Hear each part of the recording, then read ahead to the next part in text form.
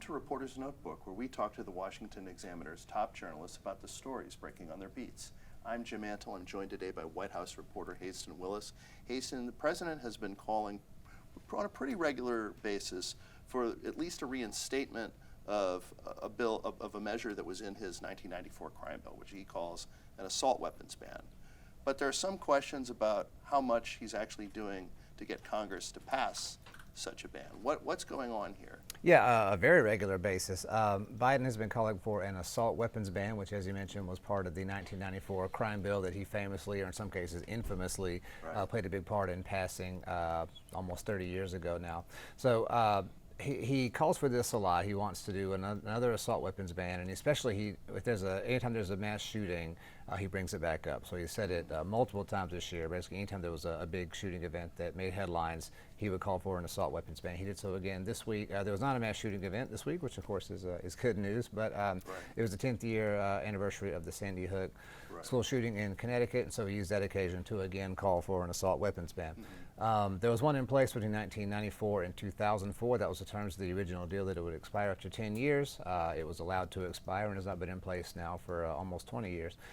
So yeah, the question beyond that, though, beyond him simply saying it, is what he's doing beyond that. Obviously, as the president, he has a big bully pulpit, but he's not, a member of Congress or anything like that.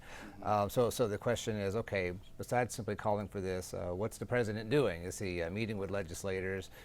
Is he meeting with constituent groups or activist groups or anything like that? And the White House has actually been asked this a couple of times and said that they don't really, Corinne Jean-Pierre, the White House press secretary, has pretty much said, I don't have anything else to read out beyond the president's statement. So he's calling for it, but it's not really clear what he's doing beyond making the call publicly.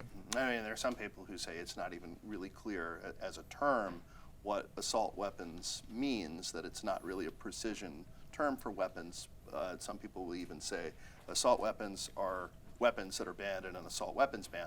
But there obviously are some people who are opposed to the ban, and it's hard to see it passing once Republicans control the House. Yeah, I mean, I think honestly it's hard to see it passing, now. But certainly once the Republicans take over the House, it'll be hard to even get it brought up for a vote at that point. Yeah, I would think so for sure. Right, and someone who's against it, I think, would definitely bring up that point that the term assault weapons is not like a super well-defined term in the first place. What exactly are you talking about? Some people even say it just means like guns that look scary and things like that. But so that's one issue, is defining what assault weapons is.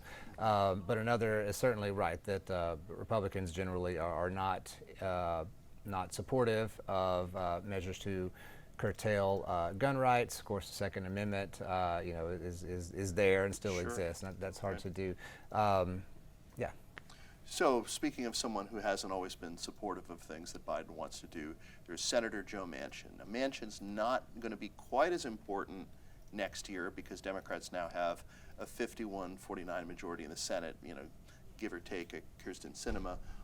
But he's still going to be important. It's still a pretty small majority. And Biden has weighed in on behalf of Manchin on his permitting reform plan.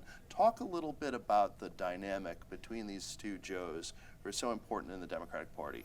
Yeah, it's been really interesting over the last 2 years watching the two Joes, as you say, kind of spar. Some people even joke that Joe Manchin over the last 2 years was the president, that he was the most powerful man in Washington, because as that 50th Democratic senator, if legislation was going to pass, it was going to need Joe Manchin's vote. And Joe Manchin played Lucy a lot. If the Democrats were Charlie Brown trying to kick the football, Joe Manchin would kind of yank the football out of the way. That happened several times. Several of their bills he kind of whittled down and made smaller and smaller, being more of a moderate or a centrist. But he did finally come through toward the end of the Congress in the late summer. He helped get through the Inflation Reduction Act. He initially tried to pull the football away because it was a climate bill. He was concerned about inflation.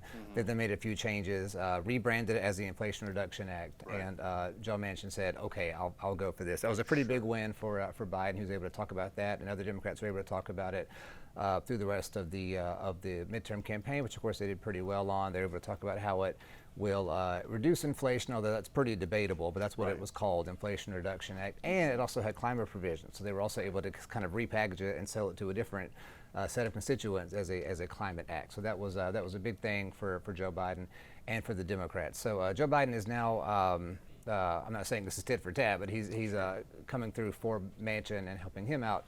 Manchin has been pushing for permitting reform for projects. This is a big deal in his state of West Virginia for a long time, and Joe Biden is now coming through and urging Congress to pass that and saying it's something we should get done. You know, Manchin is up for re-election in 2024 in West Virginia, a state former President Donald Trump carried twice by about 40 points. Going to have a tough race, but if Democrats were to lose that seat, even though progressives are not very fond of Manchin, you get a Republican in there, you could have a Republican for 40 years. So Biden may have an incentive to really hope that Manchin pulls through. As far as the re-election bid goes? Yeah, right. Yeah, I would think so, right. I mean, he's not a darling of the left by any means, but Sure. he's probably better than anyone else who's going to realistically win a Senate seat in West Virginia. So it's going to be really interesting to see how this goes going forward. Manchin is not going to be quite as powerful because Democrats gained a Senate seat, although Kristen Sinema in Arizona is now officially an independent, Right. But I think she's still basically a If she's Democrat. caucusing with the Democrats, that shouldn't affect the Senate math. Yeah, Right. that still gives the Democrats 51 seats, so they can pass things in theory without Manchin being there. So yeah, the dynamic's going to be really interesting looking forward as well. There's some talk about Joe Manchin could even try to flip parties in an effort to just kind of reflect the makeup of his state at this point, but we'll see if that happens or not. Certainly would have been easier to do if Herschel Walker had won the Georgia Senate runoff, because then that would have changed partisan control of the chamber. Yeah, that would have been huge for sure. Right. So speaking of re-election, there was a development that suggests that maybe it's more likely that President Joe Biden seeks a second term. He's 80 years old now, be 82 by the time the election rolls around.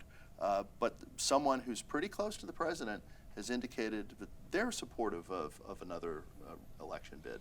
Yeah. The First Lady, Jill Biden, has now come forward and said that she's on board if he wants to pursue it. She's ready to help him with that, and that's a pretty big and important person to convince if you're going to seek a re-election. Of course, we're still almost 2 full years out from that happening. Biden is already the oldest president. He would be 86 years old by the time he got to the end of his second term.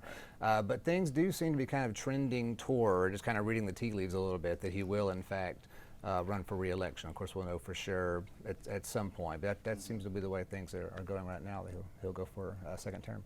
I mean, the midterm elections certainly seem to have strengthened his hand a little bit, and the main person who seemed to be at least preparing for a possible presidential bid on the Democratic side, California Governor Gavin Newsom, has said he's not going to do it and that he supports Biden. So the field looks like it's clearing for the president. The midterms didn't strengthen the arguments of the large number of Democrats in polls, at least, who say they don't want him to run again, but it didn't really strengthen that argument. So it does seem close to saying that all systems are go. Yeah, that seems to be the case. I mean, it would definitely be a really bad sign if people were lining up to primary him. That's almost always a really, really bad sign for an incumbent if you get a real, actual, strong primary challenge from within your own party. That happened to Jimmy Carter, for example, and he lost his re-election bid. But that doesn't seem to be happening. People seem to be kind of lining up the behind concern him. would be that the challenger would weaken the incumbent, but probably wouldn't beat them. Right, weaken the incumbent, probably not beat them, and of course the fact that the challenger even exists and feel like there's a market or a need to do something like this, it was a sign of weakness of itself. Doesn't seem to be happening, even though Biden's approval ratings are still pretty low.